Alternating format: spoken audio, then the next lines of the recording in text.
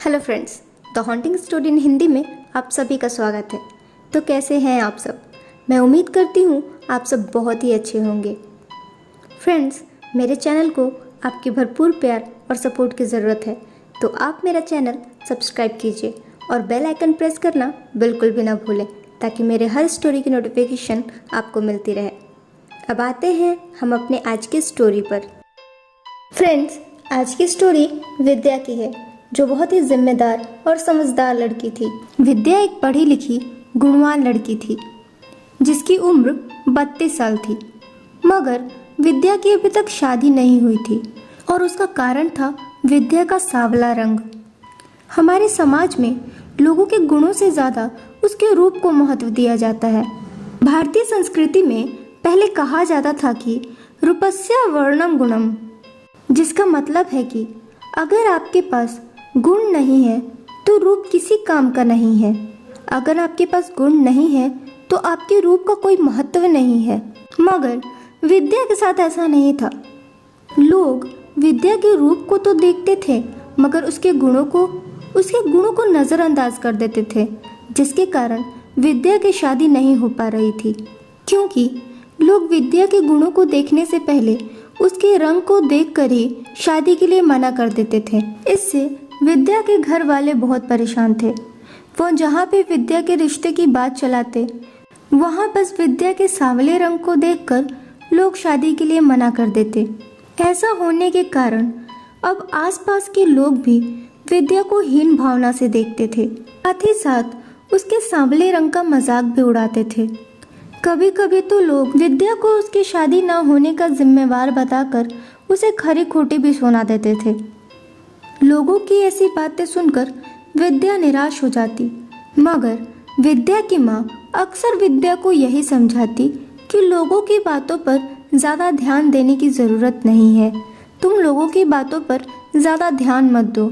देखते देखते वक्त बीतता गया और साथ ही साथ विद्या की शादी की बात भी चलती रही, मगर अभी तक कहीं भी विद्या की शादी तय नहीं हो पाई थी।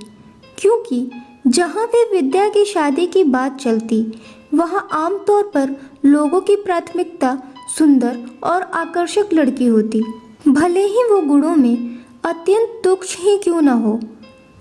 जब भी विद्या की शादी की बात होती और लोग उसे देखने आते, तो लोग विद्या के रंग रूप, कद और काठी के कारण विद्या जैसी गुणवान लड़की को भी नकार देते।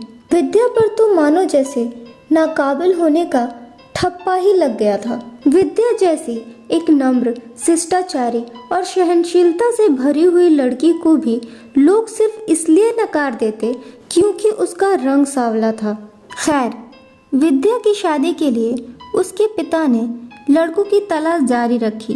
देखते देखते समय बीतता गया। दिन हफ्तों, हफ्ते महीनों और महीने साल में बदल गए, मगर विद्या की शादी के लिए लड़की की तलाश पूरी नहीं हुई। एक दिन विद्या के मामा विद्या के घर एक लड़के का रिश्ता लेकर आए, तो विद्या के परिवार वालों ने बिना देर किए हाँ बोल दिया और कुछ ही दिनों बाद लड़के वाले विद्या के घर विद्या को देखने आए और उन्होंने विद्या के गुणों को देखकर विद्या को पसंद कर लिया और शादी के लिए हाँ कर दिया। ये सुनकर विद्या और विद्या के पूरे परिवार में मानो जैसे खुशी की लहर दौड़ गई हो। सब बहुत खुश थे। साथ ही साथ उन्होंने उसी दिन सारे रीति रिवाजों के अनुसार सगाई की रस्म पूरी कर दी।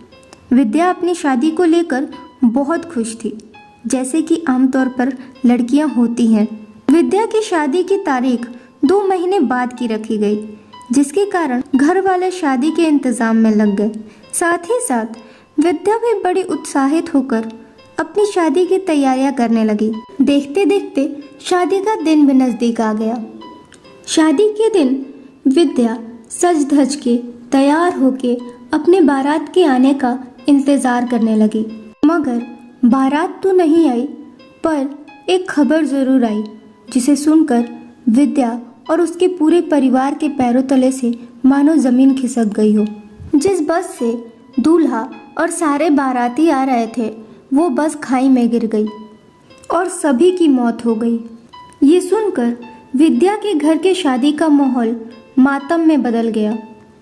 और तो और शादी में कुछ ऐसे लोग भी मौजूद थे जिन्होंने विद्या को इसका जिम्मेदार बताकर उसे बहुत खरी खोटी सुनाई। यहाँ तक कि लोग विद्या को कोसते हुए ये भी कहने लगे कि ये लड़की ही मनहूस है। पहले तो इसकी शादी तय नहीं हो रही थी और जब इसकी शादी तय हुई तो अपनी शादी के दिन ही ये सबको खा गई। एक तो विद्या पर पहले से ही इतना बड़ा पहाड़ टूट गया था और ऊपर से लोगों की ऐसी बातों ने विद्या को अंदर से तोड़ के रख दिया। अब विद्या इतनी दुखी और परेशान हो गई थी कि उसे समझ ही नहीं आ रहा था कि अब वो क्या करे। विद्या अपने कमरे में चली गई। उसने अपने आप को कमरे में बंद कर लिया। ये देखकर विद्या की माँ ने विद्या से बात करने की कोशिश की, मगर विद्या के पिता ने विद्या की माँ को रोकते हुए कहा कि थोड़ी देर उसे अकेला छोड़ दो और उसे रो लेने दो, इससे उसका मन हल्का हो जाएगा। फिर विद्या के माता पिता वहाँ से चले गए। अगली सुबह जब विद्या की माँ विद्या के लिए चाय लेकर उसके कमरे में गई तो विद्या दरवाज़ा ही नहीं खोल रही थी। ये देखकर विद्या की माँ थोड़ी परेशान हो गई और उसने सभी परिवार वालों को ये बात बताई। सभी लोग विद्या को बार बार आवाज़ देने लगे, मगर जब बार बार आवाज़ देने के बाद भी विद्या ने दरवाज़ा नहीं खोला तो लोगों ने मिलकर दरवाज़ा तोड़ दिया। दरवाज़ा खुलते ही सबने जो देखा, सभी को अपनी आंखों पर विश्वास नहीं हुआ। सबने देखा कि विद्या अपनी शादी के जोड़े में ही पंखे से लटक रही है। ये देखकर विद्या के माता पिता के ऊपर मानो जैसे आसमान ही टूट गया हो। विद्या के परिवार वालों ने बड़े भारी मन से विद्या का दाह संस्कार किया।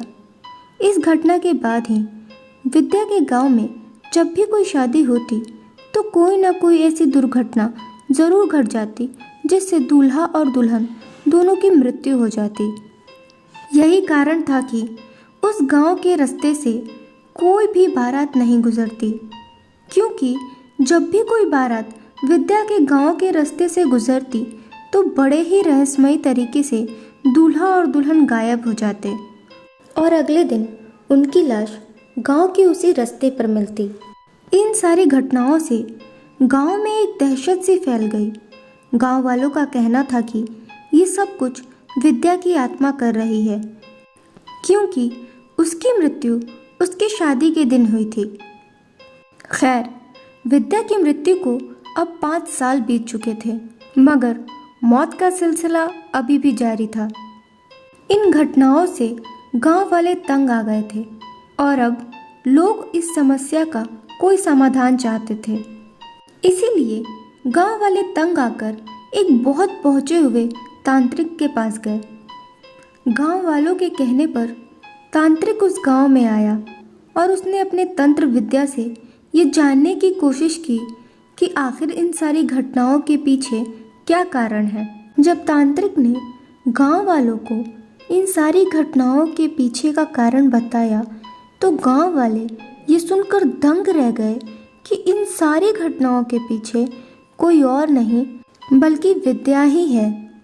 तांत्रिक ने गांव वालों के साथ साथ विद्या के पूरे परिवार के सामने अपने तंत्र मंत्र और शक्तियों से विद्या की आत्मा को बुलाया। ये देखकर सब के सब हैरान रह गए। तो तांत्रिक ने विद्या से इन सारी घटनाओं का कारण पूछा तो विद्या की आत्मा ने बहुत क्रोधित होकर अपने साथ घटी घटनाओं को बताते हुए कहा कि कैसे लोगों ने उसके रंग रूप, कद और काठी का मजाक बनाया, उसे ताने दिए और फिर उसकी शादी के दिन हुए हादसे का जिम्मेदार भी उसे ही ठहरा दिया गया, जिससे तंग आकर और दुखी होकर उसने खुदकुशी कर ली और इसी कारण अब वो इस गांव के हर शादीशुदा जोड़े की बलि लेती है। ये सब कुछ जानकर तांत्रिक ने विद्या को समझाते हुए कहा कि तुम्हारे साथ जो कुछ भी हुआ वो बहुत गलत हुआ, मगर तुम्हारे साथ बुरा तो इन गांव के लोगों ने किया है। इन सब में उन शादीशुदा जोड़ों की क्या गलती है? वो तो बेकसूर है ना। तुम्हारे साथ जो कुछ भी हुआ उसके लिए मैं गांव वालों की तरफ से तुमसे माफ़ी मांगता हूँ।